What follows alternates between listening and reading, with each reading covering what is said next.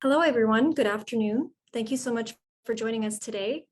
Welcome to Creating and Recreating Authenticity in Speculative and Historical Drama, presented by NABET 700M UNIFOR at the 2022 Members Lounge. My name is Judith Lemieux, and I am a programming assistant at the Canadian Academy. Members Lounge 2022 is presented by the Canadian Media Producers Association, which represents hundreds of Canada's independent producers. They are the people who make the shows and movies you love. Members Lounge 2022 is also made possible with the support of our programming partners, Directors Guild of Canada in Ontario, William F. White International, Bell Fund, Le Fond Bell, Boat Rocker, NABET 700M UNIFOR, Téléfilm Canada, La Banque Nationale, le Bureau du Cinéma et de la Télévision du Québec, the Independent Production Fund, Panavision, and La SODEC. A few housekeeping notes. If you wish to chat or make a comment during the presentation, please use the chat function at the bottom of your screen, and don't forget to post to both panelists and attendees so that everyone can see your comments. If you have any questions for today's speakers, please put them in the Q&A and we'll save some time for those at the end of the discussion. And with no further ado, I'd like to introduce our panel. Annmarie Morais is the showrunner, creator, and executive producer on CBC's The Porter. Previous credits have included the feature film How She Move, groundbreaking scripted series American Soul, as well as writing for major networks such as CBS, Sci-Fi, and Global TV. Welcome. Hello, thanks for having me. Joanna Syrokomla is a costume designer whose credits include Murdoch Mysteries, The LA Complex, Little Italy, and Whatever Linda. Joanna is also one of the founders of CAFCAD and the CAFCAD Awards. Samantha, hi. Samantha Little is a props master and a Grammy and Juno nominated producer of music and film. Samantha and her production company, Little Productions, have a focus on female identifying led productions, as well as raising the voices of Indigenous storytellers. Welcome, Samantha. Hi there. And finally, Shirley Bond is currently the hair designer on Murdoch Mysteries. Shirley has a passion for period hairstyling that she developed after spending a decade learning to build and style wigs while working in the theater. Welcome, Shirley. Hi. And I will pass it off to our moderator for today's session, Chantel Riley. Chantel Riley is a Canadian Jamaican singer, songwriter, and actress known for her lead role as Trudy Clark in the hit series Frankie Drake Mysteries. She also starred in the Suits spin-off series Pearson, in the critically acclaimed Jesse Owens biopic Race, and appears in recurring roles on Winona Earp and the Assassin's Creed Origins video game. Thank you and welcome. Thank you, and thank you so much, Judith, and welcome to everyone that is here watching, listening, wherever you are. Good morning, good afternoon, and good night. We are so excited to have you here on this very special panel. I myself am really excited. I even tried to get a little bit of character. I've been really channeling the whole 60s, 70s vibes. Maybe Joanna, you can let me know how I did here in a little psychedelic moment. Well, you've definitely taken the time period and interpreted for a modern day audience. Excellent, thank you. Shirley, I know maybe the hair might be a little bit off. I've tried a little something with the headband. You let me know how that's looking. Okay, thanks. Thank you. I'm not touching the headband. All right, ladies, to start things off, let's just break the ice. I want you all to let me know what your favorite time period is. Annmarie, let's start with you. My favorite time period in terms of fashion, in terms of makeup, in terms of hair, oh my gosh.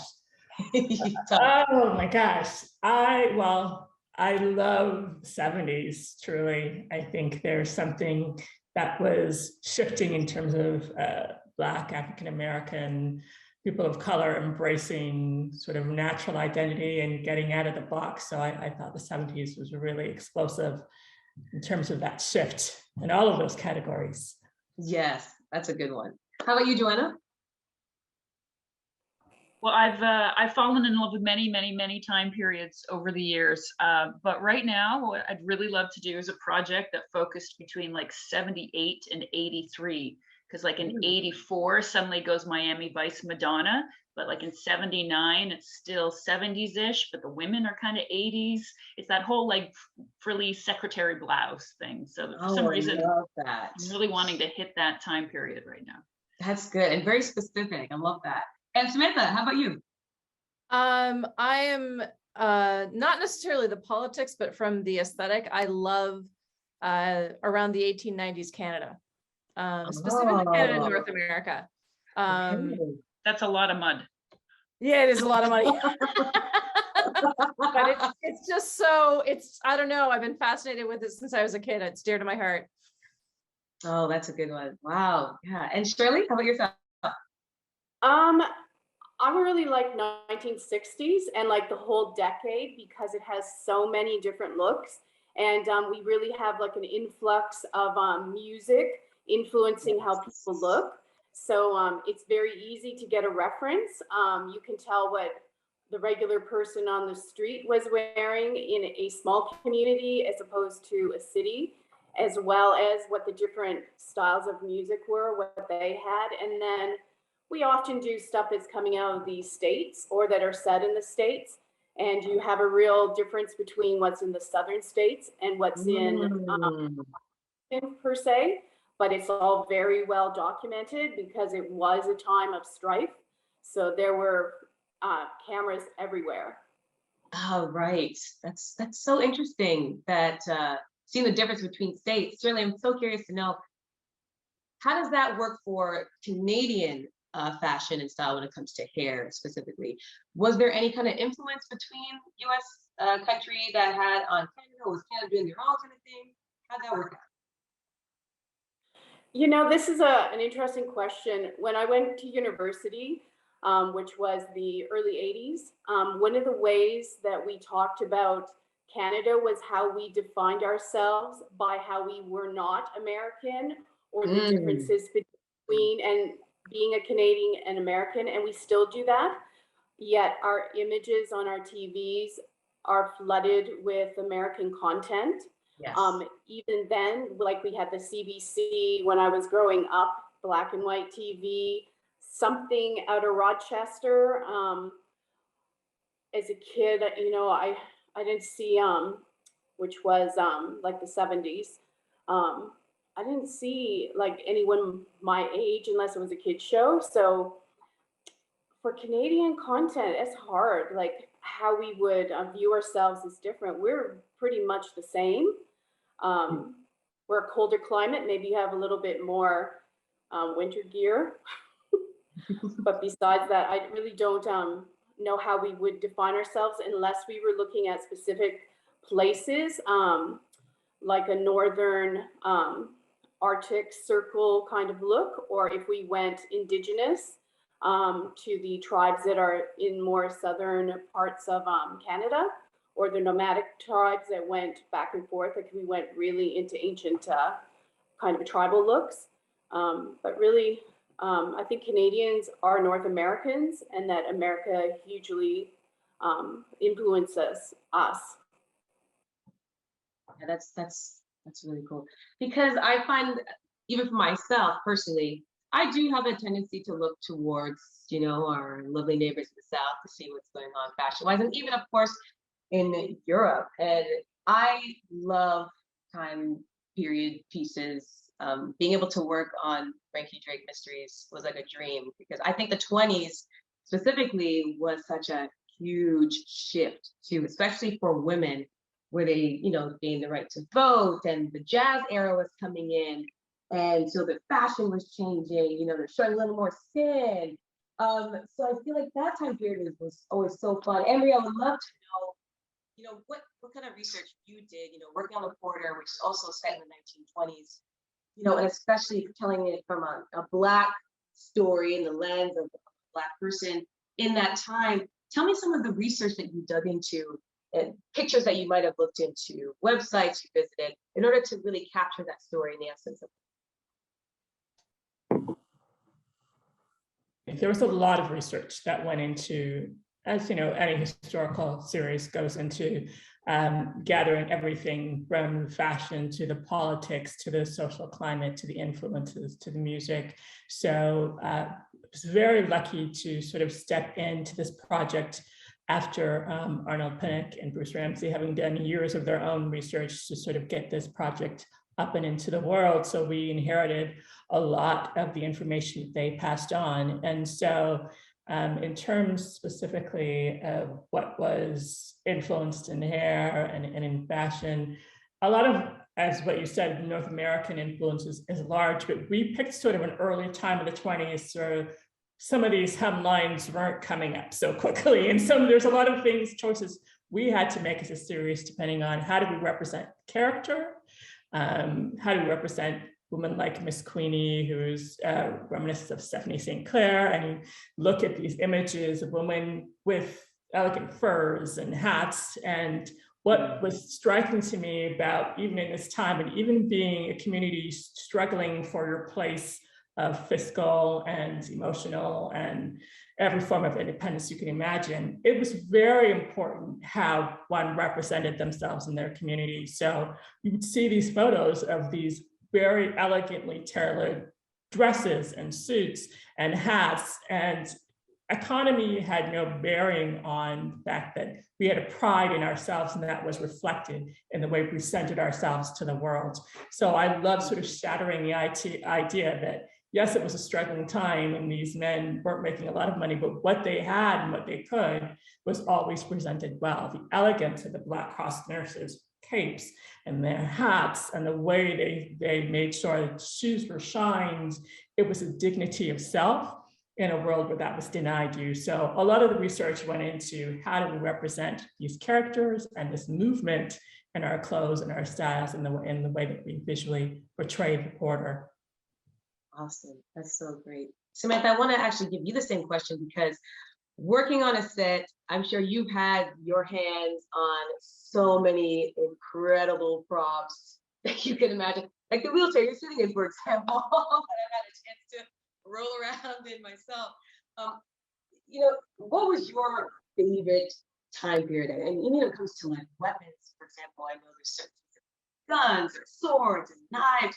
So what would you find is the most exciting era to work with when it comes to props?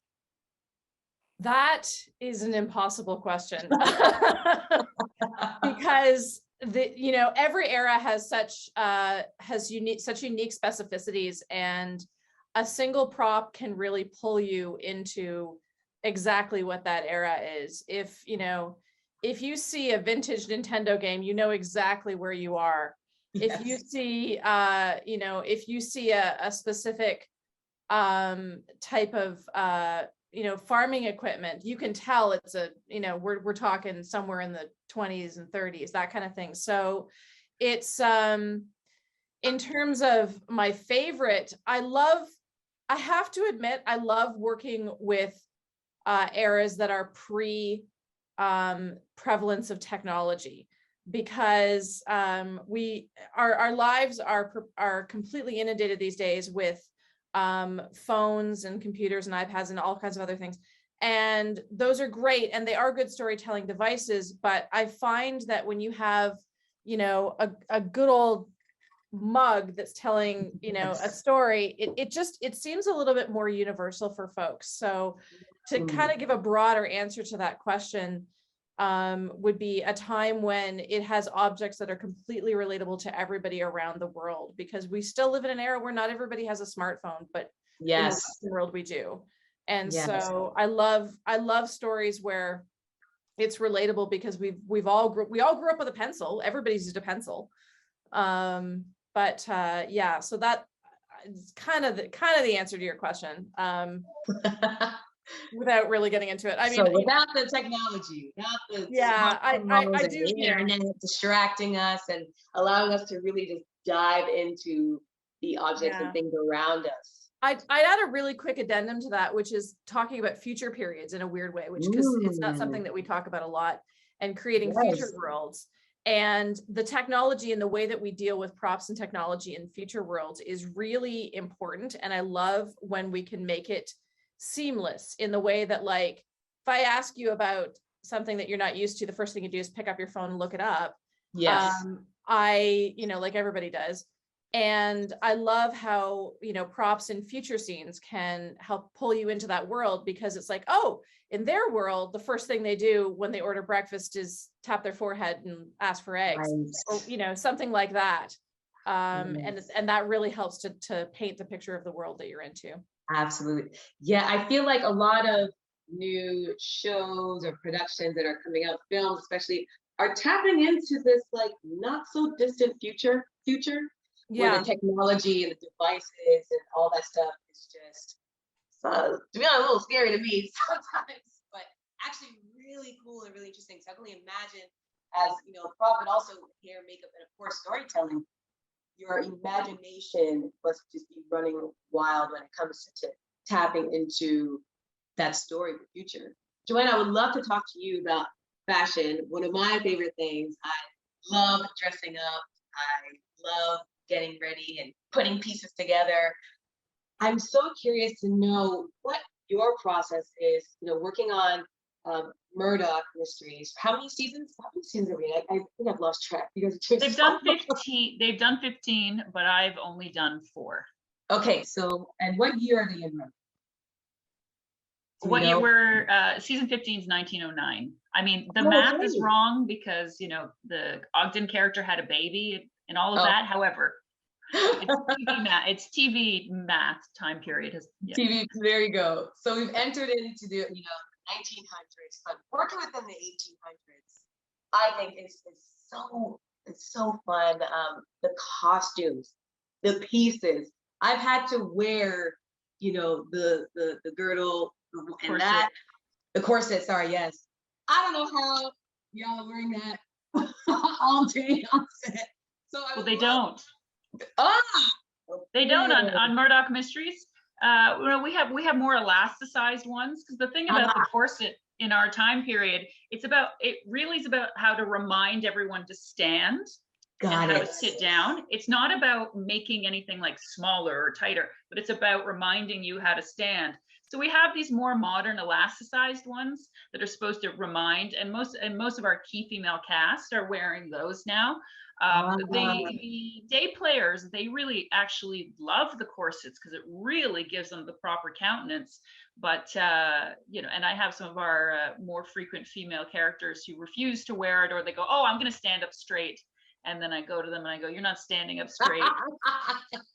So there's some that refuse to wear them, and I mean, it does, like, to a period aficionado who watches the show, they can tell. There are those bratty sites that can tell, but we are making television, and these are real people, and we want them to breathe and feel comfortable enough to tell the story. Absolutely. I think people could give us a little bit of leeway for that. I mean, actors are on set for how many hours a day? Give us a chance, y'all. Give us a chance to breathe. Joanna, I'd love to know, like, the research process that you've done working within that era, from the hats. Again, one of my amazing favorite things, wearing a hat. So from the hats to the gowns and the dresses, the gloves, even. Tell me what the process is like for you, tapping into that. It's a big organic process, meaning, like, I'll constantly look at different things online. I have a huge library of books. I always get excited when I can see a film or television show that's been done within the time period, and it all has to come together very quickly.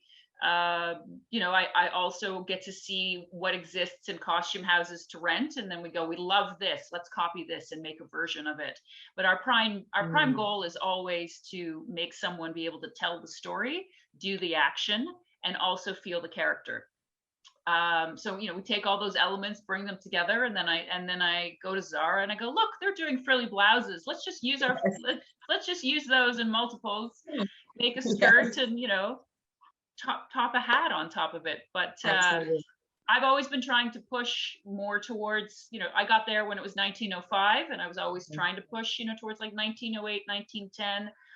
Just to make our characters feel like a little more modern and interesting, because frankly, if we were to dress them how they were actually to be dressed in Toronto in 1909, they'd be wearing a beige blouse and a brown skirt, and it would be boring as heck.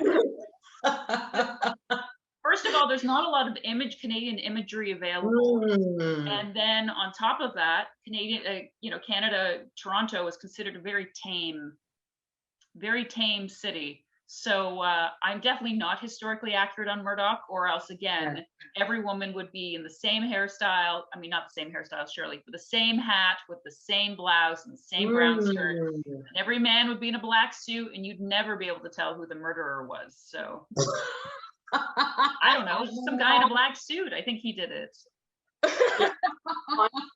On that same thing with Joanna, about the corset, we actually had an episode pre Joanna's time where we were at a corseting shop. We had people protesting outside against corsets, women specifically holding them up and saying don't wear them anymore. Yeah. Wasn't the whole thing just put out so that our leading actress wouldn't have to wear a corset anymore? Did they write the entire episode for that reason? You know what? She wasn't really in that plot line. Carrie Matchett was in, and she was playing the owner of a corseting shop. And then when it was dead. Ooh. I wanted to make a point here about something which is kind of interesting about historical accuracy, because this draws into kind of all of the departments and all of the things that you're doing. We have to balance sort of three aspects. One is what is going to be interesting and look good on camera, what is actually historically accurate, and what will the audience believe. And when I was working on Anne with an E, we had a great discussion about, those egg beaters, the hand egg beaters that have the two little things. So we got one of those, and everybody said, oh, I thought those were from the 1950s. Well, it turns out they were invented in about the 1870s. Oh. And we really wanted to use one because it's a great little bit of business for somebody to be doing in a kitchen while they're having a conversation. And we thought this will be really, really fun. And we didn't end up using it because we all had the discussion and went, no, we took a poll and everybody seems to think those are from about 1950. So if we put this on camera, we figured we're going to have an entire audience going, So what's that doing there? Yeah, what's that doing there? That's not supposed to be there. That's way too new. And it isn't. And they were quite common. So it's a weird balance that we have to mix between what's accurate, what we can use, and what will be believed too. Absolutely. And Shirley, for the hair in that sense, do you find that you've had to run into that trouble at all? Of, if you're working on a film or a show and doing a specific style, has anybody come up to you and be like, actually, that bob, side part, whatever, wasn't in until this stage? You know what I hear complaints about is Helene's hair and how she has these bits that are down around her face and at the back. And that's not historically accurate. A woman wouldn't cut those in unless she was leaving like around 1900 where they had tight curls across the front and might be growing them out. So there have been people who complain about that. Like it's kind of an odd thing to really mention. I don't get any comments about the fact that people wouldn't be coloring their hair like they do nowadays. So if a blonde person comes in of a certain age, she's got a lot of gray, and we should have a lot more gray heads on set. Okay. No, because we do not try to, if we can use the hair, we use the hair. Right. Sometimes we'll get a woman with short hair, and then we'll try to like convince them to wear a gray wig. It's not their first choice. Nobody wants that framing face because yeah. And Shirley, I'm very curious to think, because you also do wig making, correct? So you're like I do. Sorry, I didn't hear that. So I was just asking, you also make wigs, so from scratch. So you do like the knotting and all that stuff as well? Yes. I'm so curious, when it comes to Black hair specifically and creating a wig, what is that process like? Because of course there's so many different textures and lengths and, you know, to the kinkiness of it. Does it take more time than making like a straight hair wig? And then of course, colors, different colors and all that stuff as well. What's that process like for you? That process starts with a headshot, and usually I'm given an alert of people coming in. So I go through the pictures. I reach out to the person. I ask them, first of all, are you wearing a wig? Did you wear a wig in your audition? If you have natural hair that you wear all the time, can you send me a picture of it in natural daylight? Are you willing to wear your own hair for us to use it? Because sometimes textured hair can be very fragile. Yes. Our preference is always to use somebody's hair. Often we end up with wigs for our BIPOC cast, particularly those with Black textured hair. We have all the time that we've had a person with shorter hair, obviously we wig. Even though it is a different culture, they were trying to maintain the look of the time. They weren't trying to be outside of society. So in their own communities, relaxed in their homes, they may have had a different, more relaxed look. But the moment you stepped out your door, there was a way to dress yourself to be accepted. Yes. And if you're moving amongst others, like there are rules on how you conduct yourself, what you wear. Also, your hair, like says that, you know, I'm well groomed, I'm on this level in society. So yeah, so for wigs, if they were going to wear a wig, we'd have a fitting, usually in conjunction with Joanna and her costume fitting. We use probably on our Black performers, 80% of the time, I will wig them. Okay. Yeah. No, absolutely, because I've definitely worn the wigs on set for Frankie, and actually had a great opportunity to work with my actual stylist. She's able to kind of team up with our head of hair for the show, Cindy Lou, and it was a great pairing. I feel like it really worked out because I feel like my stylist was able to learn a lot about the industry, but also that Cindy Lou was able to take in as well and learn a lot about, you know, how to, you know, make sure that lace is laid down, and maybe different tips and tricks. And it was all like sharing. She would send me some like, Cindy Lou would share with me that, oh, if you use this pin this way and you put it like this would actually anchor the wig down better, and certain things like that. So it's a great like shared experience between the two. Because sometimes I've seen some shows, y'all, I'm sure we all seen it, where the wigs, maybe sitting back here or doesn't, you know, shit, you know what I'm saying? So having that person that's in the department that's very capable and very strong is so important. I'm so grateful that the projects that I've worked on, I've had people that know how to do that properly. Annmarie, I want to cut to you when it comes to, you know, the hair and the makeup and the costumes, the process. We have Ryan Singh here. He was asking, he says that he loves the styling order and was just wondering, what were your considerations when thinking of the costumes for the show? You know, when we're thinking of the costumes for the show, I think there's been some really great observations touched on. We have to balance some things. You know, we are set in 1922, and if you look at, some people think very much the Great Gatsby or later 20s, where the styles, the cuts, the shapes were a little different. And so we also want to distinguish ourselves from that imagery or that thought of this is what 1920s looks like. So we really made some choices that I think were, some were in the time, some were ahead of the time, some were before the time. And it's like, how does this really sort of emphasize this character? And does this feel like we are breeding something different? So a lot of the choices, if this was an egg beater, we would get called out on several characters, I'm sure. But it's also interesting to me that, you know, we don't sort of associate sort of this look of elegance or opulence. Like, I don't think I saw very many photos of Stephanie St. Clair without a fur or a hat, you know? And so we're capturing the historical spirit of someone. So sometimes when we say, okay, we're doing Marcus Garvey, do we want full feather regalia with the hat? It's like, it's a lot on camera. Can we get the uniform? Can we get the suit? Can we get everything that he is known for? So as much as we can capture, be accurately represent those historical figures, great. And we make a choice: how much, how deep, how splashy, how loud.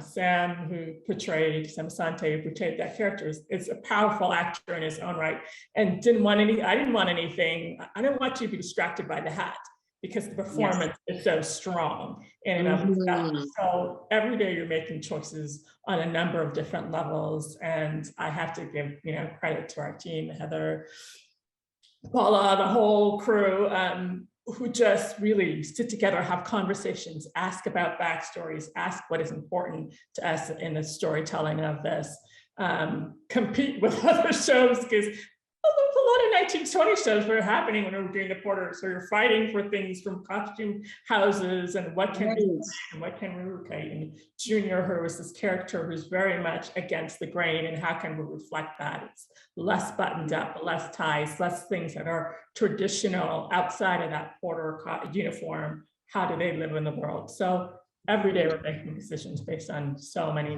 different things. And I'm glad that you touched on that, because actually I'd like to ask each of you individually, what are the challenges of working in specific, time period shows or films? What are some of the challenges that you've worked on, that you've run into, Joanna? Well, obviously the challenges are for our time period is finding garments that look accurate enough, or having enough time to manufacture them. We actually have a pretty small costume department on Murdoch Mysteries for what it is that we do. If we were to use actual historical garments, they all are shredding, fall apart, or we're cut into something new to be reused and reused and reused. Our challenge is similar to what others have brought up, that what is it that we can do to give this character its own authenticity and yet not distract too greatly. Right now we're supposed to be getting into really big hats, but I think for 1909, like, the hats are supposed to get ginormous, but for our time, to actually tell the story, I mean, it's ultimately it's about a murder or some type of mystery or crime. We want to make sure that the hat is not taking over the scene. You can give someone a big hat who's got a very quick one line, or they're in a big background role. But for instance, on our leading lady, because she's in a million different places, you couldn't give her a ginormous hat, because it would be like, why does she keep wearing this thing all over the place? Right. Yeah. So, I mean, our challenges are, trying to find something new, because Murdoch Mysteries has been showing for so long. And, everything's been kind of used up at the costume houses. Trying to stay Canadian, trying to, spend the money here and not rent from the US or the UK. And I think my challenge, as I said earlier, is to make sure you know who the murderer is. It's not another lady in a cream blouse or another dude in a black suit. So, Samantha, how about yourself? Yeah, we have sort of similar things. Obviously, if the further back we get, sometimes we can get antiques and still use them for props. But one of the harder periods now is sort of the recent past, so 70s and 80s, because we got into disposable culture. So, finding that, early cell phones, if you have early cell phones, every friend I know, send them to me, keep them. Because, when we start doing shows from, the 90s and the, early 2000s, and we have flip phones and things, and we need 45 of them, it's not that easy to find anymore. So, and then again, like going back to the 80s and 70s, when something wore out, we pitched it. So getting reproductions and getting enough of them that are different, so that, like Joanna said, you're not seeing the same one particular thing over and over and over again. You're like, didn't everybody in the show have, does everybody in the show have the same hat or the same pin or the same thing? Yeah, that's a lot of our problem. You know, I can imagine even for like those 80s brick phones that you yes, see, like those are like gold now. where do you like, where can you even find that? Is that like an eBay situation? Are you visiting like pawn shops, vintage Yeah, stores? pawn shops, flea markets. I have an extensive list of weird and wonderful collectors and vendors that you know, as I'm sure we all do, that we've cultivated relationships with over the years, that we can, you know, call up and say, hey, listen, I know you have a $700, you know, thing from, you know, video game or something that's very rare, but if we promise to treat it really nicely, can I borrow it for a little bit? Right. So, and you know, it's so that happens a lot, but yeah, a lot of it is just finding a lot of the things in the world that look authentic. And then I'm also a prop builder, so a lot of times learning how to build it. When I was on Anne with an E, which is 1890s, Anne's carpet bag, I had to take the one that existed in Toronto in a rental shop and very carefully look at it and reverse engineer it and make one. Oh, Like wow. from hand, because there was no, like, there's no listing of, like, there's no Wikipedia for how you make this thing. So we just had to figure out how to do it and remake them. And it took a goodly amount of time. So sometimes, yeah, we just have to make the things. Oh my gosh, that's Yeah. wow. That part I didn't even think about. Like, now I have to sit here and remake and remodel these pieces. Yeah, a lot of the props I gave you were made. Oh. We made a lot of your stuff. Oh my gosh. Oh my gosh. Yeah. Wow. Shirley, how about yourself? Tell me some of the challenges that you run into while working with period pieces. I just want to mention, my light was making a noise, so I've had to like disconnect it. So I'm a little darker than I was. Whatever. Well, you know, the first big period show I worked on, the director, when we were talking about, you know, what to do with people's hair, said, you know what, we are not giving a history lesson here. We want it to look like the period, which I have figured out means we don't want to look like now, and we don't want to look like a time period that it's not. So for Murdoch, there's lots of references, and almost every cultural reference you can imagine. Photographs were around since 1840. Right. There were also portrait paintings. If I need to know something for a historical figure, I can usually find a reference online. The Americans, my God, they have kept records like you won't believe. If I look up, say, our premier at the time was Wilfrid Laurier, I will find some images. But if I go to the States and ask for Theodore Roosevelt, who's the president at the time, I will find him and everyone around him, everyone who is important in society. So it's easy to find those people, look up important people's wives to see what their hair was like. There were photographers in the States who specifically chose certain strata of society to shoot. If you're looking at stuff and you want to see references for what did Black people look like at the time, I think William Bullard had all of these images that were discovered, that there's a book published. Check that out.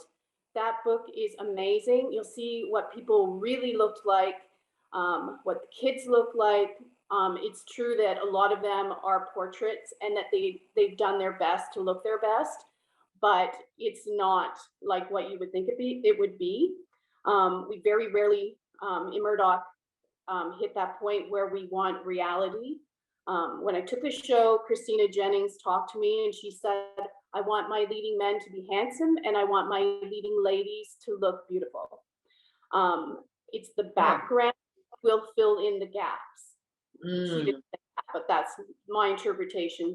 So the day players and the background are your opportunity to give a slant towards actual historical reference if that's important. We often visit the Canadian Toronto version of Chinatown at that time. We have specific areas that are poorer that we go to, and they're named in the script, and we see those all the time. So we know that if we see these cues in the script, okay, that means that they're lower class. They can be more simpler dress, more simple hair. Right. There is a certain practicality of the time that dictates with women that it has to be an updo. And the way it worked was, as soon as you could have children, you put your hair up. And that told society, I can breathe, I can be a wife. Interesting. Yeah. Only after that point, other than your family, your hair down for anyone except your husband. Who knew? Wow, I'm learning a lot. I never knew about that. Wow, that's so interesting. The details of the times and incorporating into your hair, your clothing. Annmarie, tell me, what were some of the challenges that you run into working on? Oh my goodness. I'm so into this conversation because there's so many. There's so many. Oh no, 15 minutes. Listen, yeah, we came in a great space because I think, let me backtrack and say, I came before I came on the side of the camera. I was a performer back in the days when I remember being on a set and having somebody try to wash my sort of jerry curled, chemically treated hair with sunlight, like just because she did, like, I remember smelling lemons and sitting up in my chair like, what's going on?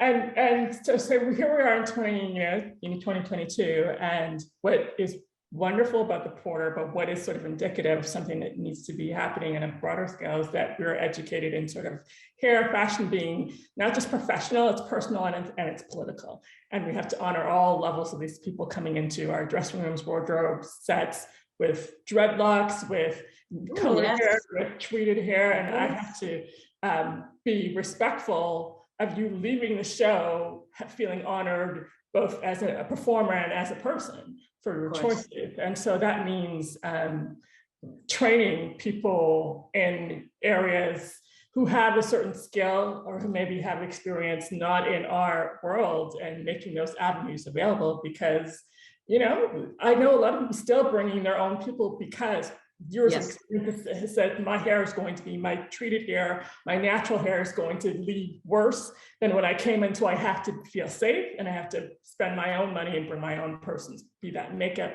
be that other. So the Porter was a great experience in terms of getting people who have experience, bring in people who have sort of world experience, but not professional experience, and a few under the wing and saying, you're an amazing, we shot in Winnipeg. So we needed to sort of bring, so like, you're an amazing salon stylist, come under Heather, come under Tremaine, watch and grow, and to see people skyrocket and catch these things. Very mindful of how we work with our barber and how we work with, you know, Alfred has her own stylist for years and years, but it's learning okay, what do I want so my skin isn't breaking out when I'm doing this, the natural oils I'm putting. So it's a constant education, and it's working together and learning from each other, and really, really, really making a path for those to change sort of that landscape of knowledge on every side that really respects and cares for our performers of all. And I love that. I love that. And I love how you touched on, you know, working in Winnipeg, especially being on a show that's predominantly Black, and finding people that are capable of working on Black hair, Black skin, and that you all were able to kind of open it up and be like, yo, come on in, it's a free for all, but giving them the experience to be on a set, you know what I'm saying? And, you know, get the first, you know, hands-on experience of what it's like working on a television set or film set, which is so important. I feel like, especially for those that do want to come into the industry, you know, or do want to join the union. Some of them, they don't have the experience. So I'm sure that was a great opportunity for them to just come on in and learn a thing or two, and then maybe use that to kind of further their journey. So we are about to jump into some questions. Everyone that is watching, if you do have any questions, please type it in the Q&A box, and I'll be more than happy to say those out to you live and get some answers going. So we have a question. This is from Ryan saying, he says, many of these aforementioned shows are pretty established in franchise. With The Porter, it's very, very new show for Canada.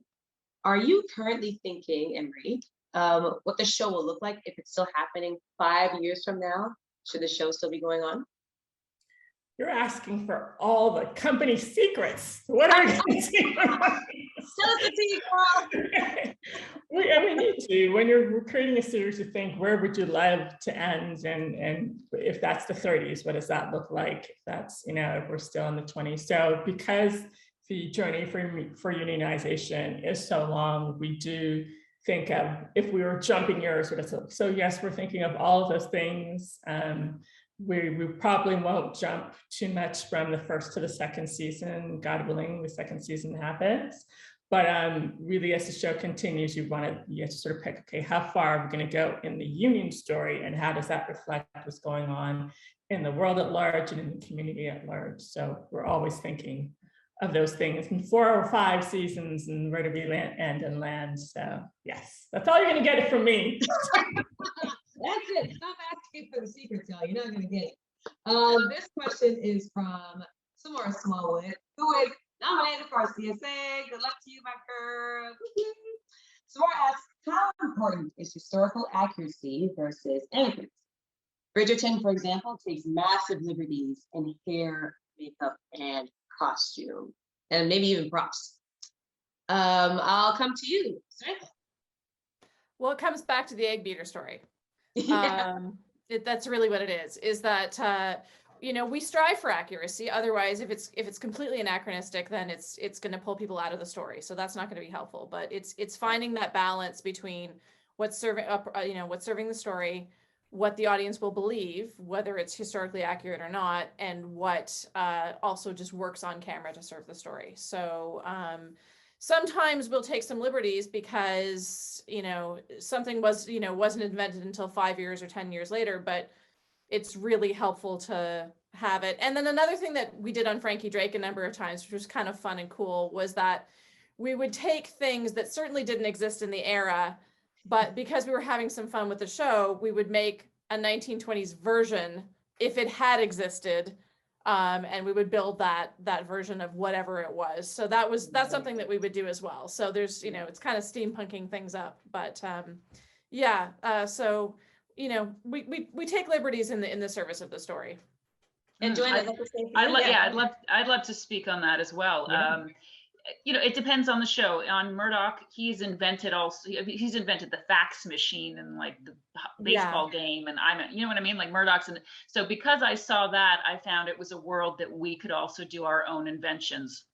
So, speaking to Samara, who I just dressed this season in her super cute outfits, actually, I love it. She knows that she was wearing some Zara pieces, some H&M pieces. There were actually some pieces, Chantal, that I think came from Frankie Drake that you wore that I may have put on Samara and remade them. And to me, historically, because the type of show Murdoch is, we're not totally historically accurate. Right. And we have a saying, which is like, is it period or is it Murdoch period? Like as our TV show, we have created our own world. However, if I was on a show like The Porter, I feel like I would be much more authentic to the time period, because I think that type of show requires much more of the seriousness.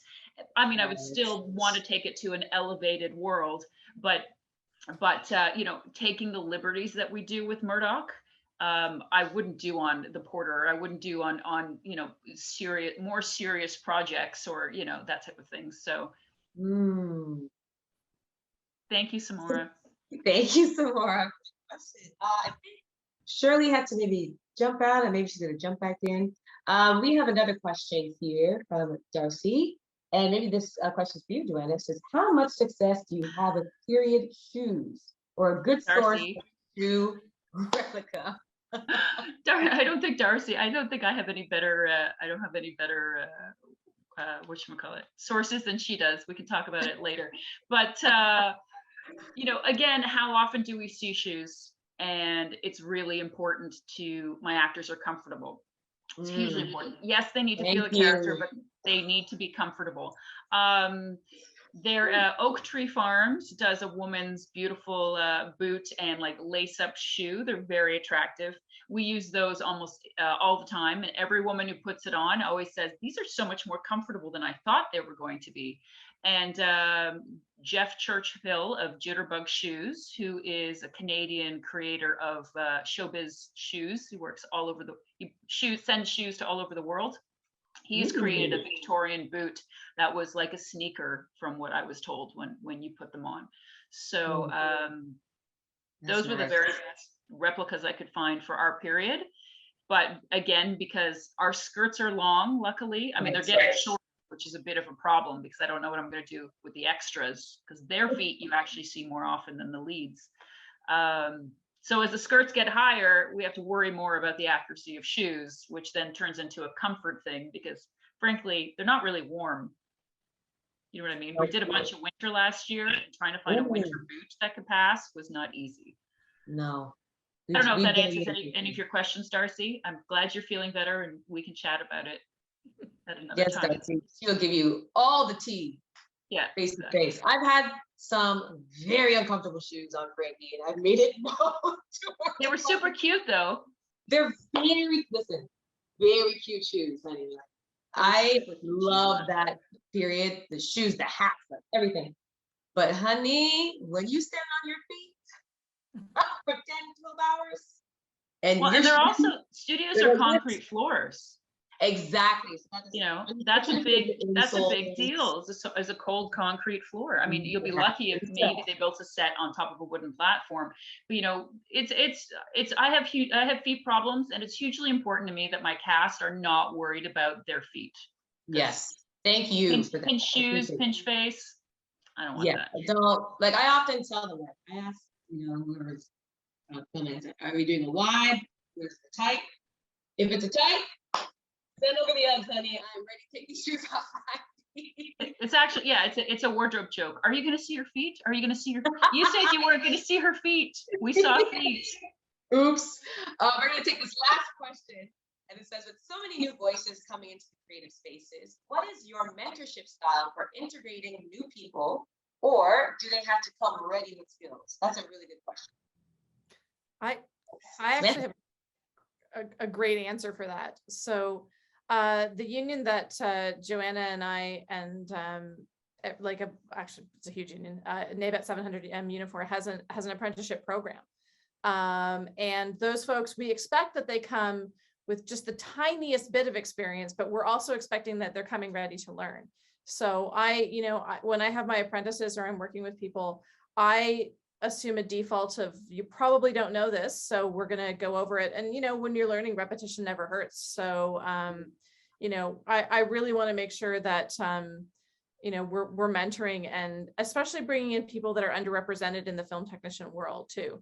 When I first started in props, there were more female prop masters and there were few females in the game, but now it's almost like 50-50 at this point. Okay. And it's not, but it certainly wasn't when I started. And I'm the only, to my knowledge, I'm still the only listed builder, although there are lots of really talented builders, Craig Grant on Murdoch being one of them. But making sure that people, have programs like that and helping with, the growth of those programs is really important to me. And in my own company as well, making sure that I'm drawing from the talent pool of people that are underrepresented too. Absolutely. Thank you so much. But anybody else want to add to that? I'm always looking for mentees when I can through our incredible sponsorship program. A mentorship program. Pardon me.